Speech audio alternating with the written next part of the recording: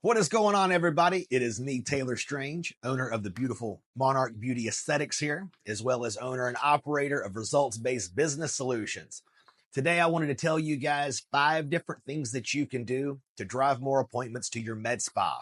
This is Google edition, right? And so what I'm really referring to here is your position on maps, your local position. When somebody searches med spas near me, Botox near me, filler near me, whatever that may be, or filler your city, right?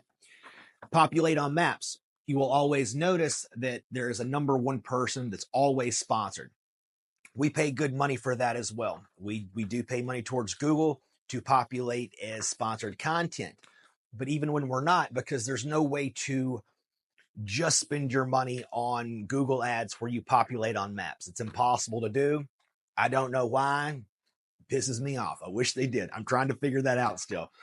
But even when you are not on rotation, if you are paying for Google Maps or paying for to be sponsored on Google Maps, organic results will pop up underneath, right? And so if you do these certain things that I'm going to tell you here, you are more likely to rise to the top. Google favors pages that people put work into. If it's getting interactions from customers, if it's getting consistent interaction from staff, and in regards, and I'll go over this too, with posts, offers, photos, replying to reviews, things of that nature, Google really likes that, and they will shoot your stuff to the top because they identify you as being a worthy business, which only makes sense if you don't take care. Same thing with social media. If you don't tend to it on a regular basis, it's going to run dry. The algorithm loses you. They don't care anymore. So you have to stay consistent with this stuff. It's like I talked about before. So the number one thing you can do to populate better on maps, to drive more traffic to your website and to your business, are Google reviews. And that is in quality and in quantity. I do pride ourselves on having more Google reviews than any other aesthetics practice in town. We've only been open for 2.5 years, competing with businesses that have been open for well over a decade. I take a great deal of pride in that. We had to work very hard. We have a very intricate system of how we get those reviews consistently and then leverage those reviews for other business as well, whether that's using that for social media content, replying, liking, whatever that may be. So one Google review makes a world of difference. Also, the rating. This is why you really want to ask people to leave you a review that had a good experience. If they did not have a good experience, it's best not to ask them. And if they're pissed off enough, they're going to leave you a bad review anyway. So, and that's another reason why customer service is so important. You don't want bad Google reviews. So the more quality, more quantity you have, the better you're going to populate on Google Maps, which means more appointments and more money. All right, this is one that you may not know. This was fairly new to me up until a few months ago. The city name needs to be in your website content, right? So if somebody's typing in my case, Botox Chattanooga, I am more likely to pop up because those keywords are on my landing page, my home page, specifically in headline, right?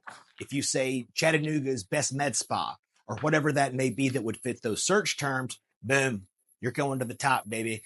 And for whatever reason, that's how the algorithm runs. That's what it recognizes. It has the meta headline and the headline, and that's what it goes with. Google's like, okay, these words are most valuable. It's what's most predominant. If you have a great Google presence, and this is all this ties into SEO over here, and then your keywords match what that individual is searching for, boom, you're rising to the top, baby. So put your city name in your website as much as possible, especially in the headline, but keep it tasteful. Don't just put it a bunch of times for the sake of putting it a bunch of times. So this goes back to being active on your Google business page, and that is post photos often. What we like to do, we get batch content. We will have a professional photographer come in. So we have upwards of 20, 30, 40 photos. We have those in the pocket. We're dropping a photo from, let's say, a party or an event, professional photos, then a before and after, and then perhaps something else. So we have a rotation a bit of what we do to keep our content relevant and, a little different. You don't want to stale it up and put 20 before and afters all at the same time, although we have done that. And it does work.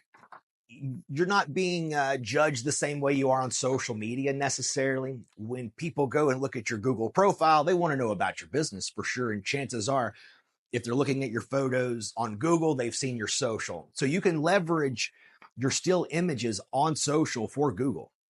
That's what we do. It saves time. So that's really important when you post photos. Google says, hey, this is a real person. This is a real business. We like them. So do that. Reply to reviews.